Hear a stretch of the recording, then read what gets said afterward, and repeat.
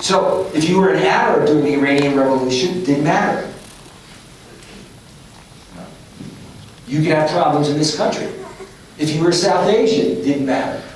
You know, it was sort of like, I went overseas and I had a German colleague. Now imagine, Germans are very conscious of the difference between being from Germany and being from France or from Britain. So he meets me with Xeroxing at the same time, the old days of Xeroxing, that's the best we could do. And he said, so how was your trip to Lebanon? I said, I was in Pakistan. He said, Lebanon, Pakistan, are all the same. This is a very cultured guy. Okay, that's by way of background. All right. So we see things then through the lens of the headline events. And it's exacerbated by the issue of media. Now, that's not to knock media. Media is like everything else in our society.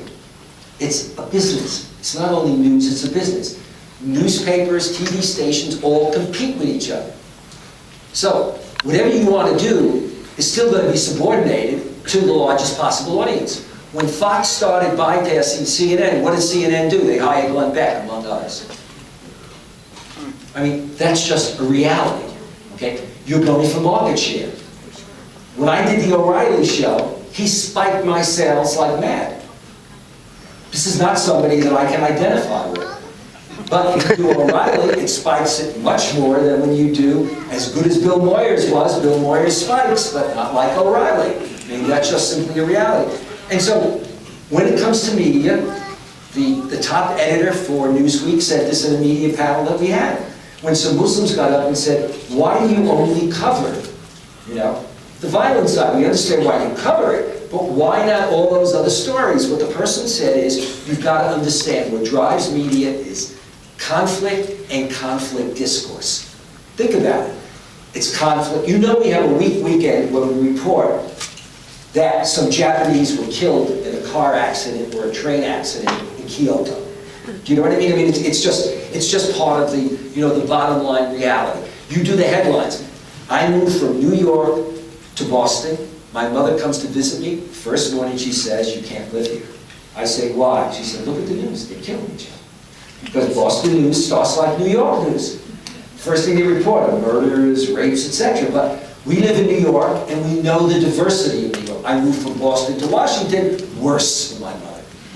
But here's my mother living in New York and in Brooklyn.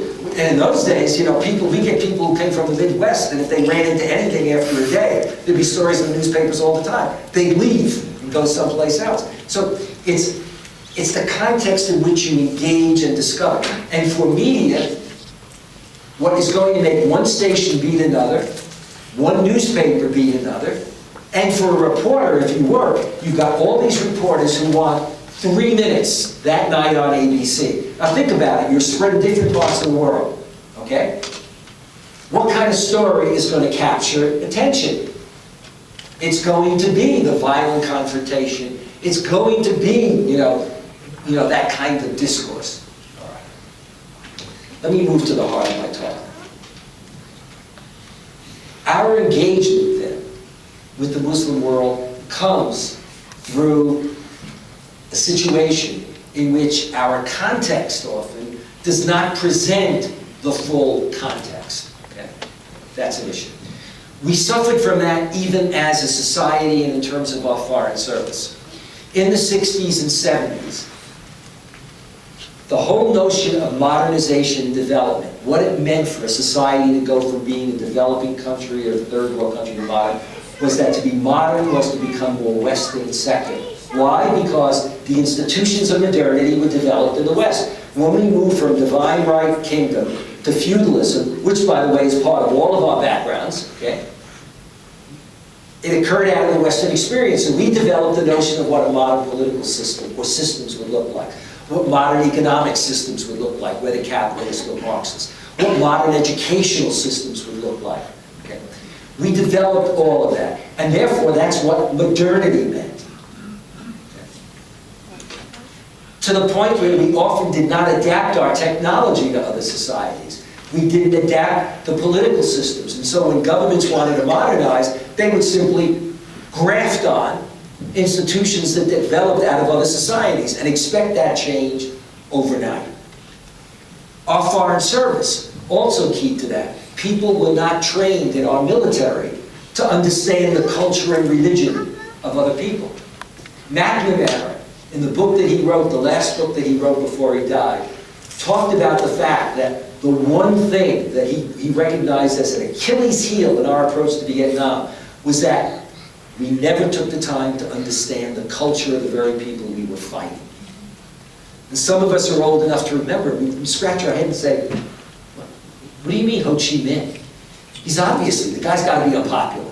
He's a Marxist, he's a murderer, he's a whatever. And then we had our guy Diem, who also happened to be Catholic, if I remember. So we Catholics, you know, you're Catholic, you're not wrong. And you know, it's only years later that you begin to discover totally different cultural context in that important. I teach at the oldest school of international affairs at Georgetown. It's the oldest school in the world. Okay?